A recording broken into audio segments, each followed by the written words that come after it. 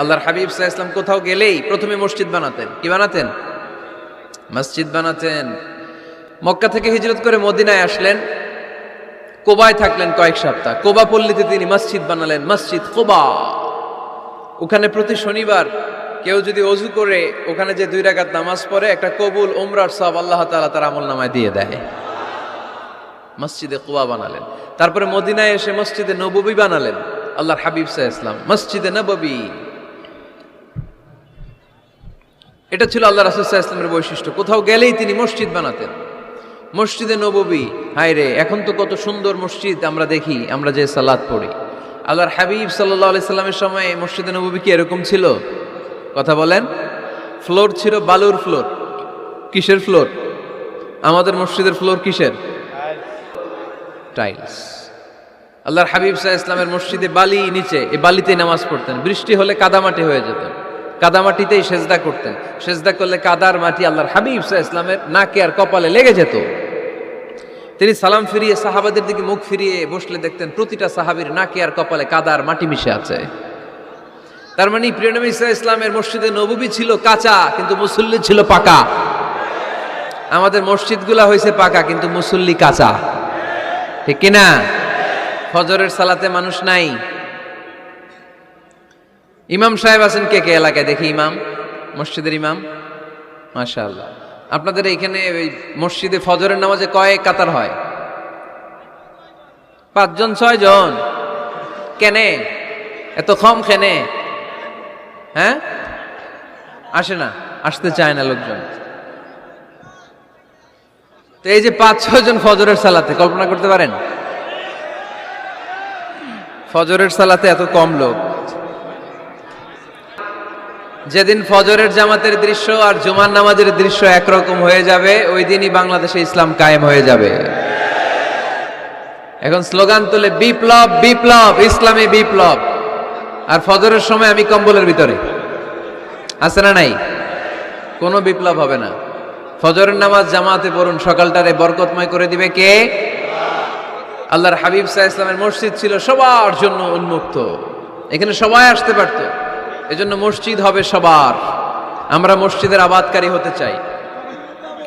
এজন্য রাব্বুল আলামিন বলেন, ইন্নামা ইয়া'মুরু মাসাজিদাল্লাহি মান আমানা বিল্লাহি ওয়াল ইয়াউমিল আখির ওয়া আকামাস সালাতা ওয়া আতাজ যাকাতা ওয়া লাম ইয়াখশা ইল্লাল্লাহ ফাআসা উলাইকা আন ইয়াকুনু মিনাল মুহতাদিন। সুবহানাল্লাহ পড়েন।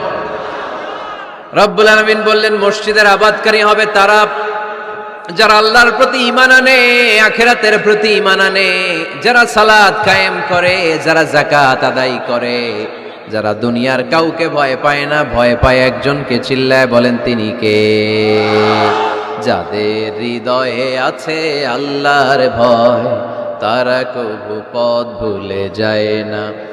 আল্লাহর প্রেম ছাড়া এই দুনিয়া কারো কাছে কোনো কিছু চায় না, ঠিক কিনা? তাহলে যারা মসজিদের আবাদকারী, এরা ভয় পায় একজনকে। চিল্লায় বলেন তিনি কে? মসজিদের আবাদকারীদের প্রথম গুণ, তারা আল্লাহ বিশ্বাস করে, তারা আখিরাতে বিশ্বাস করে, তারা সালাত কায়েম করে, তারা যাকাত আদায় করে, তারা আল্লাহ ছাড়া পৃথিবীর কাউরে ভয় পায় না। আল্লাহ বলেন, ফাআসা উলাইকা আন ইয়াকুনু মিনাল মুহতাদিন। আশা করা যায় তারাই হলো হেদায়েতের রাস্তার উপরে আছে, ঠিক কিনা? তারাই মসজিদের আবাদকারী, যারা মসজিদে যায়, সালাত আদায় করে। এখন মসজিদের আবাদকারী আপনি হতে চান, আপনি মসজিদে যান না, আপনি আবাদকারী হতে পারবেন? মসজিদের অনেক সভাপতি আছে, মসজিদে যায় না, আছে না নাই? মৌলভীবাজারে এই সমস্যা বোধহয় নাই। মসজিদের সেক্রেটারি মসজিদে যায় না, আছে না নাই? তাহলে হইলো, এটা হইলো, এটা মেনে নেওয়া যায়? এই জন্য সভাপতি সাহেবরা, আপনি কষ্ট করে মসজিদ বানিয়েছেন, মসজিদে যাবেন। এই কথা বলেন কেন? এত দিকে বিশৃঙ্খলা হইলে কেমন হবে? বসেন আর অল্প কয়েক মিনিট। সভাপতি সাহেব আপনি মসজিদে যাবেন, সেক্রেটারি সাহেব আপনি মসজিদে যাবেন, তাহলে আপনি সঠিক মসজিদের আবাদকারী হবেন, ঠিক কিনা? আমরা মসজিদের আবাদকারী হতে চাই ইনশাআল্লাহ। পড়েন উমরানুল মাসাজিদ। মসজিদের আবাদ কি করে করতে হয়? মসজিদ আবাদ করার এক নাম্বার মাধ্যম হচ্ছে মসজিদ নির্মাণ করা। কি করা? নির্মাণ করা। খেয়াল করবেন, আল্লাহর হাবিব সাল্লাল্লাহু আলাইহি ওয়াসাল্লাম বলেছেন, মান বানা মসজিদান মিন মালিহি ফিদ দুনিয়া বানাল্লাহু লাহু বাইতান ফিল জান্নাহ। যে ব্যক্তি নিজের পকেটের টাকা খরচ করে দুনিয়াতে মসজিদ বানায়, আল্লাহ তাআলা তার জন্য জান্নাতে ঘর বানায়। 60টা জিনিস মানুষ মরে যাওয়ার পরে তার কবরে পৌঁছতে থাকে। ইন্না মিম্মা ইয়ালহাকুল মুমিন মিন হাসানাতিহি বা'দা মাউতিহি। মানুষ মরে যাওয়ার পরেও যে 60টা জিনিস তার কবরে পৌঁছায়, তার মধ্যে একটা হচ্ছে মসজিদান বানাহু। সে যে মসজিদ বানিয়ে গিয়েছে, ওই মসজিদের সওয়াব। সুবহানাল্লাহ পড়েন। আপনি টাকা দিয়ে মসজিদ বানিয়ে দিলেন, ওই মসজিদে মুসল্লিরা নামাজ পড়ে, রোজাদাররা এসে ওখানে ইফতার খায়, তাহাজ্জুদ আদায়কারীরা তাহাজ্জুদ পড়ে, তাদের সওয়াবের কমতি হবে না, কিন্তু তাদের সওয়াবের একটা পার্সেন্টেজ সওয়াব যে ব্যক্তি মসজিদ বানালো তার আমল নামে আল্লাহ ঢুকিয়ে দেয়। এজন্য বেশি বেশি মসজিদ বানাতে রাজি আছেন তো? তাহলে মসজিদ আবাদ করার প্রথম মাধ্যম হচ্ছে মসজিদ বানানো। 2 নাম্বার মাধ্যম হচ্ছে মসজিদে যে জামাতে সালাত আদায় করা। জামাতে সালাতুল জামাআ তাফদুলু সালাতাল ফারদি বি27 দারাজা। ঘরে নামাজ পড়লে, একা একা পড়লে যেই সওয়াব, জামাতে পড়লে 27 গুণ বেশি সওয়াব। সুবহানাল্লাহ বলতে পারলেন না? হে নামাজি আমার ঘরে নামাজ পড়ো আজ, দিল মে তোমার চরণ তলে হৃদয় যায় নামাজ। হে নামাজি আমার ঘরে নামাজ পড়ো আজ, দিল মে তোমার চরণ তলে হৃদয় যায় নামাজ। পড়েন আল্লাহু আকবার। কি সুন্দর লিখেছেন কাজী নজরুল ইসলাম। মসজিদ কেমন যেন মসজিদ তার নিজের ভাষায় আল্লাহর কাছে কেঁদে কেঁদে ফরিয়াদ জানায়, আল্লাহ নামাজিরা আমার ঘরে আসে না, কি সুন্দর টাইলস, কি সুন্দর মুসল্লা, কি সুন্দর এয়ার কন্ডিশন, সব আছে কিন্তু মুসল্লি নাই, ঠিক কিনা? মসজিদগুলো আল্লাহর কাছে ফরিয়াদ জানায়। এজন্য আমরা যেন মসজিদমুখী হই। কি মুখী? আওয়াজ করে বলতে হবে, কি মুখী?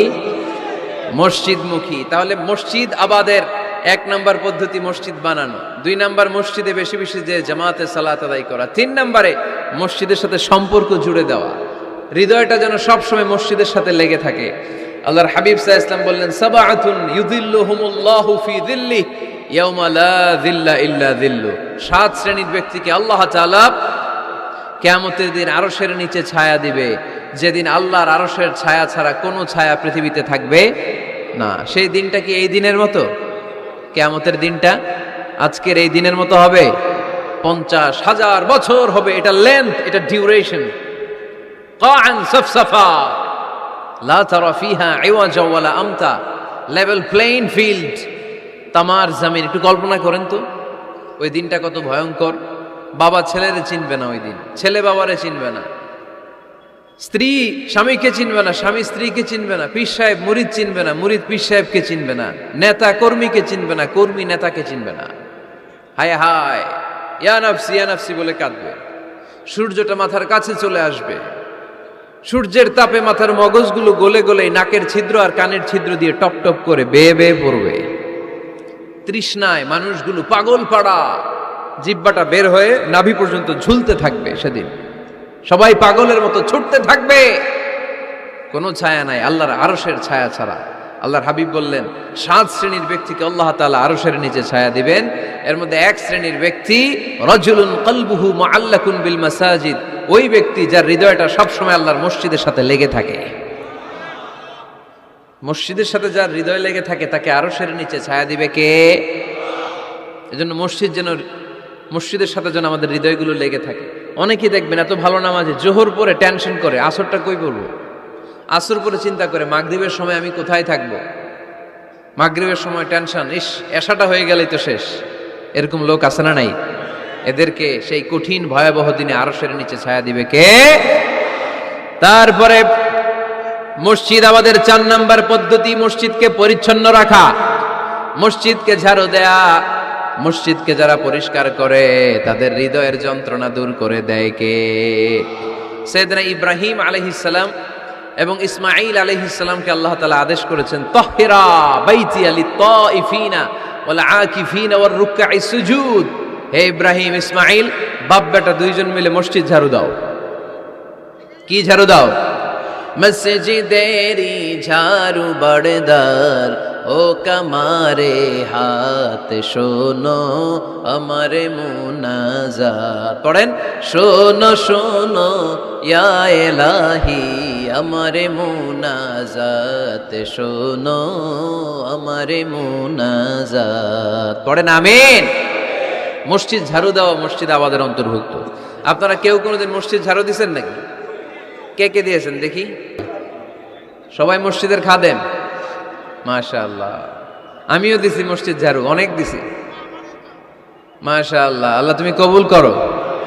যাদের হৃদয়ে বড় জ্বালা, ফ্যামিলিতে সুখ নাই, শান্তি নাই, তারা হৃদয়ে প্রশান্তি আনতে চাইলে এতিমখানায় যাবেন, এতিমের মাথায় হাত বুলিয়ে দিবেন, এতিমের মুখে খাবার তুলে দিবেন, আপনার হৃদয়টারে নরম করে দিবে কে?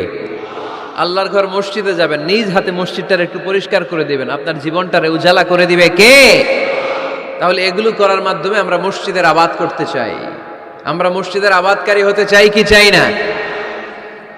আল্লাহর ঘর মসজিদ আবাদ করার মতো শ্রেষ্ঠ কাজ পৃথিবীতে হতে পারে না। এই মসজিদের কিছু আদব আছে, আল্লাহ রাসূল সাল্লাল্লাহু আলাইহি ওয়াসাল্লাম বলেছেন এই আদবগুলো মেনটেন করে যেন আল্লাহর ঘর মসজিদের সাথে আমরা ব্যবহার করি। মসজিদের 1 নম্বর আদব হচ্ছে মসজিদে ওযুর সাথে প্রবেশ করা। কিসের সাথে? ওযু করে পরিচ্ছন্ন হয়ে মসজিদে প্রবেশ করা। এজন্য অপবিত্র অবস্থায় গোসল ফরজ, এরকম অবস্থায় মসজিদে ঢোকা যাবে?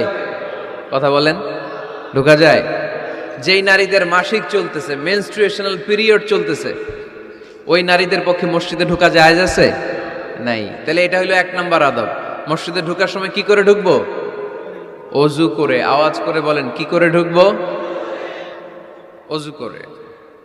2 নম্বর আদব হচ্ছে মসজিদে যাওয়ার সময় সবচেয়ে ভালো জামাটা পরে যাব, সবচেয়ে ভালো পাঞ্জাবিটা পরে যাব। জানতো আপনারা?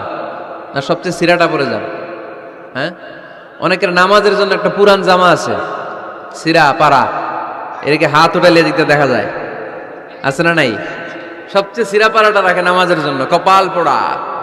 আর সুন্নাতে খাতনার অনুষ্ঠানে গেলে মাশাআল্লাহ লেহেঙ্গা গায়ে দেওয়া যায়, আছে না নাই? না, আপনি ইবাদতের জন্য সবচেয়ে সুন্দর জামাটা রাখবেন। এজন্য রাব্বুল আলামিন বলেন, ইয়া বানি আদম খুযু জিনাতাকুম ইনদা কুল্লি মসজিদ। ও বনি আদম, তুমি যখন আল্লাহর ঘর মসজিদে ঢুকবা, ও বনি আদম, তুমি যখন নামাজের মুসল্লায় দাঁড়াবা, তোমার সবচাইতে দামি, সবচাইতে সুন্দর জামাটা গায়ে দিয়ে তুমি নামাজে দাঁড়াও। ঠিক কি না? তাহলে এখন মসজিদে যাওয়ার সময় কি গায়ে দিয়ে যাবেন বলেন?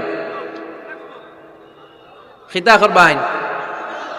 হ্যাঁ, মাশাআল্লাহ। হ্যাঁ, সবচেয়ে ভালো কাপড়টা আয়রন করে পারফিউম মেখে তারপরে আমরা যাব। রাজি আছেন তো? 3 নম্বর আদব হচ্ছে মসজিদে ঢোকার সময় বাম পা দিয়ে ঢুকতে হয়।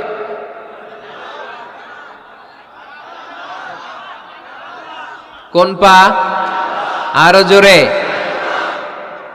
এদেরকে গুতা মারা লাগে, নাহলে আওয়াজ বাড়ে না। এরকম ভলিউম টাইট করতে হয়, ভলিউম হাই করলে আর করে বাড়ে, এমনি বলতে চায় না। আর ঘটনা কি? হ্যাঁ, খায় নাই। বদরের যুদ্ধ হয়েছিল রমাদানে, কোন সাহাবী খায় নাই, না খাইয়া একেবারে সাইজ করে দিছে কাফেরদেরকে। আমরা না খেলেও আমাদের হৃদয়ে ইমানি শক্তি আছে না নেই? এই তো বোঝা যাচ্ছে ইমানি শক্তি আছে। এতক্ষণ আছিল কই? তো মসজিদে ঢোকার সময় কোন পা দিয়ে? এগুলো মনে থাকে আমাদের? ভুলা যাই আমরা, খেয়াল থাকে না তো এগুলা। এত কিছু মনের মধ্যে রাখলে এগুলো মনে থাকবে কেমনে? মসজিদে ঢোকার সময় কোন পা? আরো জোরে। বেরোয়ার সময় কোন পা? মনে থাকবে? মসজিদে যখন ঢুকবেন ডান পা দিয়ে ঢুকবেন, আর দোয়া পড়বেন, আউযু বিল্লাহিল আযীম ওয়া বিওয়াজহিল কারীম ওয়া সুলতানিহিল কদীম মিনাশ শাইতানির রাজীম। বিষ্ণু সাল্লাল্লাহু আলাইহি ওয়াসাল্লাম বললেন, যে ব্যক্তি মসজিদে ঢোকার সময় এই দোয়াটা পড়বে, শয়তান আফসোস শুরু করে। সে বলে, হায় হায়, আজকের দিনের জন্য, সারা দিনের জন্য তো তুই আমার ওয়াসওয়াসা থেকে বেঁচে গেলি। আজকের সারা দিনের জন্য তোরে আমি হারালাম, আজকের সারাটা দিন আল্লাহর পক্ষ থেকে প্রোটেকশন নিয়ে তুই বেঁচে গেলি। আজকের জন্য যা, কালকে তোরে আমি ধরবো। এজন্য এই দোয়াটা পড়ার দরকার আছে না? আউযু বিল্লাহিল আযীম ওয়া বিওয়াজহিল কারীম ওয়া সুলতানিহিল কদীম মিনাশ শাইতানির রাজীম। 4টা বাক্যের দোয়া। মুখস্থ করতে কষ্ট হলে যে ইউটিউবে চলে যাবে আজকেই, ওখান থেকে শুনে আপনারা মুখস্থ করে নেবেন। এই দোয়াটা পড়বেন, তাহলে ওই দিনের জন্য শয়তানের ওয়াসওয়াসা, টেম্পটেশন, প্রভোকেশন থেকে আপনি আল্লাহ তাআলার প্রোটেকশনে চলে গেলেন। সুবহানাল্লাহ পড়েন। তারপরে আল্লাহর হাবিব বললেন, ঢুকার আগে আমারে সালাম দাও। পড়বেন, আসসালামু আলাইকা আইয়ুহান নাবিয়্যু ওয়া রাহমাতুল্লাহি ওয়া বারাকাত। এই দুইটা জিনিস যখন করে ফেললেন, তখন ডান পা দিয়ে পড়বেন, আল্লাহুম্মা আফতাহ লি আবওয়াবা রাহমাতিক। সুবহানাল্লাহ পড়েন। আল্লাহুম্মা আফতাহ লি, ও আল্লাহ আমার জন্য তুমি খুলে দাও আবওয়াবা রাহমাতিক, তোমার রহমতের দরজা। তার মানে মসজিদে ঢুকলে রহমত পাওয়া যায় কি যায় না? মসজিদে ঢুকলে পাওয়া যায় রহমত, মসজিদের বাইরে রহমতের কথা আল্লাহ বলে নাই। মসজিদের ভিতরে রহমত। কোথায় রহমত? কোথায়? মসজিদের ভিতরে রহমত আছে না? তার প্রমাণ, মসজিদে ঢুকলেই শান্তি লাগে কেমন জানি, আর ঘুমে ধরে। মসজিদে ঘুমাইছেন কারা কারা দেখি? সবাই ঘুমাইছেন? আরে আমি কত ঘুমাইছি। জুমার নামাজের সময় যে কি ঘুম আসে, আসে আসে কমন পড়ছে, একেবারে কমন পড়ে গেছে। ঘুম আসে কারণ রহমত, রহমতের ঝিরি ঝিরি বাড়ি ধারা আল্লাহ তাআলা আরশের উপর থেকে নাজিল করতে থাকে। আর এই রহমতের কারণে হৃদয়টা প্রশান্ত হয়ে যায়, অনেকের ঘুমও চলে আসে, ঠিক কিনা? এজন্য আল্লাহুম্মা আফতাহ লি আবওয়াবা রাহমাতিক, ও আল্লাহ তোমার রহমতের দরজাগুলো আমার জন্য খুলে দাও। এই দোয়া পড়লে রহমতের দরজা খুলে দেয় কে? আবার মসজিদ থেকে যখন বের হবেন তখন কোন পা দিয়ে? জোরে বলেন। বাম পা দিয়ে কি পড়বেন? আল্লাহুম্মা ইন্নী আসআলুকা মিন ফাদলিক, ও আল্লাহ তোমার কাছে আমি তোমার পক্ষ থেকে ফদল চাই, মানে রিজিক চাই। রিজিক দেওয়ার মালিক কে? তার মানে খুব সোজা সাপটা কথা হচ্ছে, মসজিদের ভিতরে পাওয়া যায় রহমত, আর বাইরে পাওয়া যায় ফদল বা রিজিক। বাইরে পাওয়া যায় কি? রিজিক। মসজিদের ভিতরে রিজিক আছে। তার মানে সারাদিন মসজিদে বসে থাকলে রিজিক মিলবে? নামাজের সময় নামাজ পড়তে হবে, কাজের সময় কাজ করতে হবে। এটাই হচ্ছে ইসলামের বিধান। নামাজের সময় নামাজ, কাজের সময়। আমি প্রশ্ন করব, আওয়াজ করে উত্তর দেন। নামাজের সময়, কাজের সময়, নামাজের সময়, কাজের সময়। এটা মনে থাকবে। এজন্য আল্লাহ বললেন, ফাইদা কুদিয়াতিস সালাতু ফান্তাশিরু ফিল আরদি ওয়াবতাগু মিন ফাদলিল্লাহ। যখন তোমাদের সালাত শেষ হয়ে যায়, আল্লাহর রিজিক অন্বেষণের জন্য আল্লাহর জমিনে তোমরা ছড়িয়ে যাও। নামাজের সময় আসবেন, নামাজ শেষ বের হয়ে যান। ফান্তাশিরু ফিল আরদ, জমিনে ছড়িয়ে পড়ো। নামাজ শেষ, চেয়ারম্যান সাহেব চলে যাবে ইউনিয়ন পরিষদের ভেতরে, ছাত্ররা চলে যাবে হাই স্কুলে, মেম্বার অফ দ্য পার্লামেন্ট চলে যাবে সংসদে, সেনাবাহিনীর লোকেরা চলে যাবে ক্যান্টনমেন্টে, ব্যবসায়ীরা চলে যাবে তাদের বাজারে, সিএনজি ওয়ালারা সিএনজি নিয়ে ব্যবসা শুরু করবে, রাস্তায় নেমে যাবে, চিল্লায় বলেন ঠিক কিনা? এটাই ইসলামের বিধান। নামাজের সময় নামাজ, কাজের সময়। আচ্ছা, তাহলে প্রথম সুন্নাত পেলাম, পবিত্র হয়ে ঢুকবো, ভালো জামা পরে ঢুকবো 2 নাম্বার। 3 নাম্বার, ঢুকার সময় কোন পা? বের হওয়ার সময় 4 নাম্বার, মসজিদে ঢুকেই 2 রাকাত। মসজিদে ঢুকে কয় রাকাত পড়েন আপনারা? তাহিয়াতুল মসজিদ, মসজিদে আপনি ওয়েলকাম জানাবেন, ঢুকেই 2 রাকাত পড়বেন, ওযু করলে 2 রাকাত। আল্লাহর হাবিব সাল্লাল্লাহু আলাইহি ওয়াসাল্লাম মসজিদে নববীতে জুমার খুতবা দিচ্ছেন। খুতবা চলাকালীন সময়ে এক সাহাবী এসে মসজিদের মধ্যে বসে পড়লেন। আল্লাহর হাবিব সাল্লাল্লাহু আলাইহি ওয়াসাল্লাম সাহাবীরে বললেন, দাঁড়াও। সাহাবী দাঁড়ালেন। আল্লাহর নবী জিজ্ঞেস করলেন, কেন বসে বললা? 2 রাকাত পড়ছো নাকি? সাহাবী বলে, পড়ি নাই। বিশ্বনবী বললেন, তাহলে তাড়াতাড়ি 2 রাকাত নামাজ পড়ে বসে যাও। সুবহানাল্লাহ পড়েন। 2 রাকাত পড়ো নাই তো পড়ো, দাঁড়াও, তারপরে বসো। দেখেন, খুতবা চলাকালীন সময়ে আমাদের খতিবরা কখনো খুতবা থামায়? কথা বুঝেন নাই? জুমার খুতবা আপনারা শুনেন না? খুতবা চলতেছে, ওই মুহূর্তে ইমাম সাহেবরা কখনো খুতবা থামায়? মাঝখানে কোনো ঝামেলা হইলে থামায় না। প্রথম খুতবা শেষ, বসে, তারপরে দ্বিতীয় খুতবা। খুতবার মাঝখানে কোনো থামাথামি নাই। কিন্তু আল্লাহর হাবিব সাল্লাল্লাহু আলাইহি সাল্লাম কেমন খতিব ছিলেন দেখেন। আল্লাহর হাবিব সাল্লাল্লাহু আলাইহি সাল্লামের খুতবা দেওয়ার স্টাইল এন্ড অ্যাটিটিউড এবং আমাদের খুতবা দেওয়ার স্টাইল এন্ড অ্যাটিটিউড, আল্লাহ রাসূল সাল্লাল্লাহু আলাইহি সাল্লামেরটা কত প্রাণবন্ত ছিল। আল্লাহ রাসূল সাল্লাল্লাহু আলাইহি সাল্লাম সোসাইটি ওরিয়েন্টেড একজন পার্সোনালিটি ছিলেন, সমাজের মানুষ কেন্দ্রিক, খুব সামাজিক ছিলেন আল্লাহ রাসূল সাল্লাল্লাহু আলাইহি সাল্লাম। তিনি দেখলেন একজন বসে পড়ছে, উনি খুতবা থামায় দিলেন। জুমার খুতবা থামায় বললেন, এই নামাজ পড়ছো না, পড়ো 2 রাকাত পড়ো। আবার খুতবা শুরু করলেন। সুবহানাল্লাহ পড়বেন না? একবার তিনি খুতবা দিচ্ছেন, দেখলেন আল্লাহ রাসূল সাল্লাল্লাহু আলাইহি ওয়াসাল্লামের 2 জন নাতি হাসান আর হুসাইন রাদিয়াল্লাহু তাআলা আনহুমা, ছোট্ট মানুষ, কাতারের ভিতরে ঢুকে কোন সাহাবী টুপি টান দেয়, কারো পাগড়ি ধরে টান দেয়, একজন এদিকে দৌড় দেয়, আরেকজন ওদিকে দৌড় দেয়। মসজিদে একটা ডিস্টার্ব হচ্ছে। আল্লাহর হাবিব সাল্লাল্লাহু আলাইহি ওয়াসাল্লাম খুতবা থামিয়ে দিলেন, মিম্বার থেকে নেমে আসলেন, 2 নাতিকে 2 হাতে ধরলেন, ধরে আস্তে করে জান্নাতের এই 2 সর্দারকে নিয়ে মিম্বারের উপরে দাঁড়ালেন। এই হাতে এই নাতি, ওই হাতে আরেক নাতি। এরপর দাঁড়িয়ে দাঁড়িয়ে তিনি বাকি খুতবা দিলেন। পড়েন সুবহানাল্লাহ। কত প্রাণবন্ত খুতবা। উনিও খুতবা দিতেন, আমরাও খুতবা দেই। আল্লাহর হাবিব সাল্লাল্লাহু আলাইহি ওয়াসাল্লাম খুতবা দিচ্ছেন, এক সাহাবী এসে বলল, ইয়া রাসূলুল্লাহ, মদিনায় দুর্ভিক্ষ, বৃষ্টি নাই, আপনি বৃষ্টির দোয়া করেন। রাসূল সাল্লাল্লাহু আলাইহি ওয়াসাল্লাম খুতবা থামায় দিলেন, থামাই দিয়ে দোয়া শুরু করলেন, আল্লাহুম্মা আসকিনা গাইসান মুগীসান মারিআন মুরিআন নাফিআন গায়রা দার আজিলান গায়রা আজিল। আল্লাহ, উপকারে বৃষ্টি দেন, যে বৃষ্টিতে আমাদের ফসল জন্মাবে, সবুজ ঘাস লতা পাতা জন্মাবে, আমাদের গবাদি পশুর রিজিক বাড়বে, এরকম উপকারে বৃষ্টি আমাদেরকে দিয়ে মদিনাটারে ধন্য করে দেন। বৃষ্টি শুরু হলো, জুমাবার বৃষ্টি, শনি রবি সোম মঙ্গল বুধ বৃহস্পতি শুক্র, টানা 7 দিন বৃষ্টি। এবার বৃষ্টির চোটে মদিনায় বন্যা হয়ে গেছে। এতদিনে দুর্ভিক্ষ, এতদিনে কি, এখন বৃষ্টির বরকতের দোয়া করছে, বৃষ্টিতে এবার বন্যা।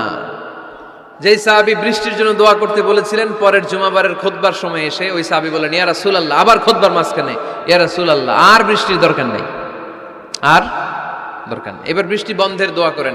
আল্লাহর হাবিব সাল্লাল্লাহু আলাইহি ওয়াসাল্লাম খুতবা থামিয়ে আবার বন্ধের দোয়া, আল্লাহুম্মা হাওয়ালাইনা ওয়ালা আলাইনা, হে আল্লাহ আমাদের চারিদিকে দেন, মদিনাতে আর বৃষ্টির দরকার নেই। চিল্লায় পড়েন সুবহানাল্লাহ। এজন্য খতিব হবে এরকম প্রাণবন্ত খতিব।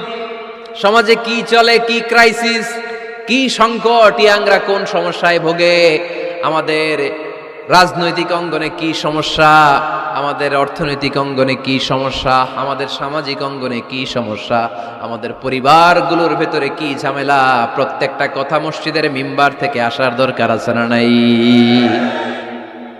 আল্লাহর হাবিব সাল্লাল্লাহু আলাইহি ওয়াসাল্লাম এভাবেই সমাজকে ঠিক করে দিতেন। 2 রাকাত মসজিদে ঢুকে আজকে থেকে আমরা পড়ব। মসজিদে ঢুকলেই কয় রাকাত মনে থাকবে না ভুলে যাবেন? তারপরে আল্লাহর হাবিব সাল্লাল্লাহু আলাইহি ওয়াসাল্লাম বলেছেন, খবরদার কবরের উপর মসজিদ বানিও না। কবরস্থান একদিকে, মসজিদ আর একদিকে। কিন্তু বাংলাদেশে মসজিদের সাথে কবর মিলানো আছে না নাই? ছোট্ট একটা মসজিদ, কিন্তু এত বড় বাবার কবর আছে না নাই? এগুলো করবেন না আপনি। আগে হবে মসজিদ, পরে কবরস্থান। যেমন মসজিদে নববী হয়েছে আগে, তারপরে বিশ্বনবীর কবর এখানে আছে না নাই? মসজিদে নববী প্রতিষ্ঠিত হয়েছে আগে, পরে বাকি কবরস্থান আছে না নাই? কিন্তু কোন আল্লাহর ওলির কবরস্থানের উপরে যদি মসজিদ বানান, তার উপর লানাত দিয়েছে কে? লাআনা রাসূলুল্লাহ আলাল ইয়াহুদ ওয়ান নাসারা ইত্তাখাযু কুবুর আমবিয়াইহিম মাসাজিদা। আল্লাহর রাসূলের লানত ইহুদি নাসারাদের উপর, কারণ ইহুদি আর নাসারাদের একটা খাসলাত, একটা বৈশিষ্ট্য ছিল, তারা তাদের নবীদের কবরের উপরে মসজিদ বানায় ফেলতো। এটা করা যাবে? এজন্য এলাকায় এলাকায় এই ঝামেলা, কবর আর মসজিদ হবে আলাদা। আবার মসজিদের কেবলার দিকে যেন কবরস্থান না হয়, তাহলে শিরক হওয়ার সম্ভাবনা আছে না নাই? খুব সাবধান। আল্লাহ সব মাফ করে, কিন্তু শিরক মাফ করে না, ঠিক কিনা? শিরক হচ্ছে মহাপাপ, সব পাপের বাপ। এজন্য আমরা সব করলেও শিরকের গুনাহ মুসলমান কখনো করতে পারে।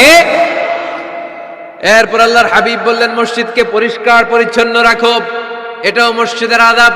মসজিদে আতর লাগিয়ে দেন, বাখুর জ্বালিয়ে দেন। আপনাদের এই এলাকার মধ্যে তো বাখুরের অভাব নাই, আগরের অভাব নাই, ঠিক কিনা? গতকাল প্রোগ্রাম ছিল কই? সুজানগর, আগরের রাজধানী। আগর চিনেননি আপনারা? হ্যাঁ, এই যে দেহনেল উদ পারফিউম, আপনাদের এই যে মাহাতাব সাহেবের আল হারামাইন, এরপরে যে আজমল কোম্পানি, এও আপনাদের এই মৌলভীবাজার এলাকার। এরকম অনেক কোম্পানি আছে দুবাই ভিত্তিক, গোটা বিশ্বে ওনারা ব্র্যান্ডিং করেছে। এগুলোর র ম্যাটেরিয়াল, কাঁচামাল যায় হচ্ছে আপনাদের মৌলভীবাজার থেকে। ছেলের বউ শাশুড়ির ওয়াজ গতকাল করছে, শুনে নিন। শাশুড়ি আর বৌমার কিলাকিলি, গতকালের ওয়াজের বিষয় ছিল কি? শাশুড়ি বৌমার কিলাকিলি কি করে থামাবেন, শুনে নিন। আচ্ছা ঠিক আছে, মুফতি সাহেবদের কাছ থেকে জেনে নেবেন এই প্রশ্ন। আমি উত্তর দিলে আবার কিলাকিলি লেগে যাবে বাংলাদেশ। কিলাকিলির দরকার নাই। সম্মানিত ভাইয়েরা, মসজিদ পরিষ্কার পরিচ্ছন্ন রাখবেন, এই বাখুর জ্বালাবেন, দেহিনেল উদ, এই পারফিউমগুলো ছড়িয়ে দিবেন। মসজিদের মধ্যে অনেক মসজিদে দুর্গন্ধ আছে না নাই? এই কার্পেটের মধ্যে ময়লা, পরিষ্কার করেন। আল্লাহর হাবিব সাল্লাল্লাহু আলাইহি ওয়াসাল্লাম বলেছেন, খবরদার, আম্মা জান আয়েশা বর্ণনা করেন, আমার রাসূলুল্লাহ সাল্লাল্লাহু আলাইহি ওয়াসাল্লাম বিবিনাইল মসজিদ ফিদ দুয়ার ওয়া আন তুতাইয়াবা ওয়া তুনাযাফ, আমরা যেন এলাকায় মসজিদ বানাই, মসজিদগুলোকে যেন পারফিউম দিয়ে, আতর দিয়ে সুগন্ধময় করে দেই। বিশ্বনবী আদেশ করেছেন, সুবহানাল্লাহ পড়েন। এজন্য কোনো অপরিচ্ছন্ন মসজিদ থাকতে পারবে না। মসজিদের পাশ দিয়ে গেলে আতরের ঘ্রাণে আমোদ হয়ে লোকজন যেন বুঝতে পারে এটা আল্লাহর ঘর, মসজিদ। চিল্লায় বলেন ঠিক কিনা? এরপরে আল্লাহর হাবিব সাল্লাল্লাহু আলাইহি ওয়াসাল্লাম বলেছেন, মসজিদের আরেকটা আদব হলো মসজিদকে অতিমাত্রায় ডিজাইন না করা। বেশি ডিজাইন করা যাবে না। এমন ডিজাইন করা যাবে না যে এটা মসজিদ বোঝাই যায় না। এত লাইটিং ফাইটিং করে, এটা কি মসজিদ না কমিউনিটি সেন্টার বোঝাই যায় না। আছে না নাই? আছে। এরকম যেন আমরা না করি সম্মানিত ভাইরা। বিশেষ করে মসজিদের সামনের দেয়ালে। কোন দেয়ালে? সামনের দেয়ালটা, কেবলার দিকে যেই দেয়াল, এই দেয়ালটা হতে হবে ফ্রেশ, যাতে করে মানুষের দৃষ্টি আকর্ষণ না করে। প্রায় মসজিদের দেয়ালের মাঝখানে দেখবেন আপনি ক্যালেন্ডার ঝুলায় রাখে, আছে না নাই? মৌলভীবাজারের কি অবস্থা? খিতা খবর আছে? তো এই যে ক্যালেন্ডার ঝুলায় রাখে, ওইখানে দেখবেন বিভিন্ন মসজিদের ছবি, এতিমখানার ছবি, মানুষের ছবি। তো মানুষ নামাজে পড়ে আবার ওগুলোও তাকায়, আছে না নাই? প্রথম কাতারে পরে ওইখানে কি লেখা এগুলো পরে, তার ডিস্টার্ব হচ্ছে না? এই মুসল্লির দৃষ্টি যাতে অন্যদিকে না যায়, এটা খেয়াল রাখতে হবে। যদি পারা যায় মসজিদের সামনে কোনো ঘড়ি টড়ি চলবে না। ঘড়ি মসজিদের পেছনের দেয়ালে, সময়সূচি পেছনের দেয়ালে, সব পেছনে। সময় কয়টা বাজে ওটা ইমাম দেখলেই চলবে, ইমাম এভাবে দেখে নিবে, আপনারাও দেখে নেবেন। কিন্তু সামনের দেয়ালটা যত সিম্পল করা যায়। আল্লাহর হাবিব সাল্লাল্লাহু আলাইহি ওয়াসাল্লাম নামাজ পড়া অবস্থায় সামনে এমন কিছু রাখতেন না যেটার দ্বারা আল্লাহর হাবিব সাল্লাল্লাহু আলাইহি ওয়াসাল্লামের সালাতে মনোযোগ অন্যদিকে চলে যায়।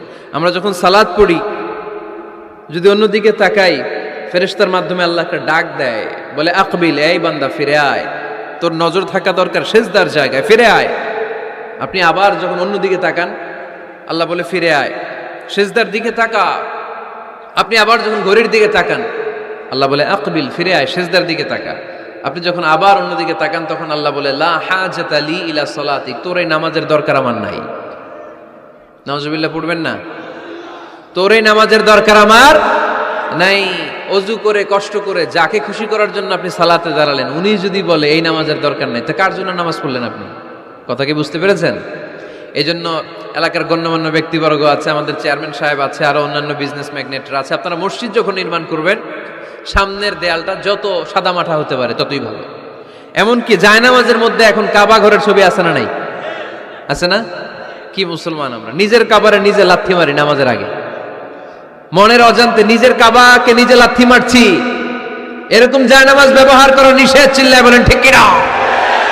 সাদা ফ্রেশ জায়নামাজ বাজারজাত করেন। আপনাদের সিদ্ধান্তই ওনাদের ব্যবসা বয়কট হয়ে যাবে। আপনারা যদি এখন থেকে মসজিদের মিনারা আর কাবা ঘরের যে প্রতিকৃতি বা ছবি, এরকম ছবি সম্বলিত জায়নামাজ কিনা বন্ধ করে দেন, এদের মার্কেট থাকবে? কথা বলেন। কালকে থেকে আমরা জায়নামাজ কেনার সময় ফ্রেশ জায়নামাজ কিনবো। কোনো মসজিদ, কোনো মিনার, আমাদের কাবা ঘরের ছবি সম্বলিত কোনো জায়নামাজ কিনা যাবে? আওয়াজ করে বলেন, যাবে? যাবে না। এগুলো হচ্ছে মসজিদের আদাব। এগুলো রক্ষা করে মসজিদে ঢোকার দরকার আছে না নাই? পৃথিবীতে 3টা মসজিদ সবচাইতে শ্রেষ্ঠ মসজিদ। কয়টা? আওয়াজ করে বলেন না। 1 নাম্বার মসজিদুল হারাম, ফাওয়াল্লু উজুহাকুম শাতরা, যেখানেই তোমরা নামাজ পড়ো না কেন মসজিদের হারামের দিকে হয়ে নামাজ পড়ো। কেবলা কোন দিকে আজকে? এদিকে, এইদিকে কেবলা। আমি যদি এদিকে হয়ে পড়ি, নামাজ হবে না? হবে না কেন? কারণ কেবলামুখী হয়ে নামাজ পড়া ফরজ। চিল্লায় বলেন ঠিক কিনা? মসজিদুল হারাম পৃথিবীর প্রথম মসজিদ। ওখানে একটা ঘর আছে, ঘরটার নাম হলো কাবা। ইন্না আউওয়ালা বাইতিন উদিআ লিন-নাসি লাল্লাযী বিবাক্কাতা মুবারাকা। এই পৃথিবীর প্রথম ঘর, যেই ঘরটা স্থাপিত হয়েছে বাক্কা শহরে। বাক্কা মক্কার আগের নাম, এখন শহরের নাম মক্কা। আগে নাম ছিল কি? সবাই বলেন, কি নাম ছিল? বাক্কা। এটা পৃথিবীর আদি ঘর। সব নবীদের পরশধন্য পদধূলিতে এই জায়গাটা বরকতময় হয়েছে। এটা এমন ঘর যেই ঘরের চারদিকে 1 রাকাত নামাজ পড়লে 1 লক্ষ রাকাতের সওয়াব পাওয়া যায়।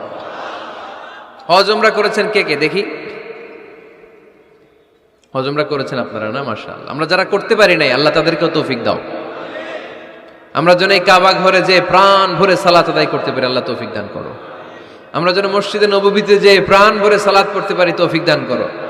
আল্লাহর হাবিব সাল্লাল্লাহু আলাইহি ইসলামের কবরের সামনে দাঁড়িয়ে যেন আমরা প্রাণ খুলে মন প্রাণ উজাড় করে বিশ্বনবী সাল্লাল্লাহু আলাইহি ইসলামকে সালাম দিতে পারি। আল্লাহ তৌফিক দান করো। এই কাবা ঘরকে কেন্দ্র করে প্রতিদিন 100টা রহমত নাজিল হয়। আওয়াজ করে বলেন কয়টা? আল্লাহর হাবিব বললেন প্রতিদিন প্রতিনিয়ত 100টা রহমত নাজিল হতেই থাকে। সিত্তুন আলিত তাইফিন, 60টা রহমত তাদের উপর নাজিল হয় যারা কাবা ঘরের চারদিকে তাওয়াফ করে। আরবাঈন আলিল মুসাল্লিন, বাকি 40টা নাজিল হয় যারা কাবা ঘরের পাশে নামাজ পড়ে। ওয়া 20 আলিন নাযিরিনা ইলাল কাবা, বাকি 20টা রহমত প্রতিনিয়ত নাজিল হয় যারা তাওয়াফ করে না, সালাত আদায় করে না, শুধু কাবার গিলাফের দিকে তাকিয়ে থাকে। কাবার দিকে তাকায় থাকলেই সওয়াব। সুবহানাল্লাহ পড়েন। এক রাকাতে কয় লক্ষ রাকাতের সওয়াব। এজন্য আল্লাহর হাবিব সাল্লাল্লাহু আলাইহি ওয়াসাল্লাম বলেছেন লা তুশাদ্দুর রিহাল ইল্লা ইলা সালাসাতি মাসাজিদা, স্পেশাল ভার্চু এন্ড রিওয়ার্ড, বিশেষ সওয়াবের নিয়তে পৃথিবীর এই 3টা জায়গা ছাড়া কোথাও নিয়ত করে ভ্রমণ করা জায়েজ নাই। এক হচ্ছে মসজিদুল হারাম, 2 হচ্ছে মসজিদ নববী, 3 হচ্ছে মসজিদুল আকসা। এই 3টা মসজিদ ছাড়া পৃথিবীর কোনো মসজিদে নিয়ত করে সফর করা যাবে না, বিশেষ নিয়তে সফর করা যাবে না। যে আমি যদি এই মৌলভীবাজারের জামে মসজিদে যাই বেশি সওয়াব পাওয়া যাবে, এই নিয়তে সফর করা যাবে না। বেশি সওয়াব শুধু এই 3 মসজিদে।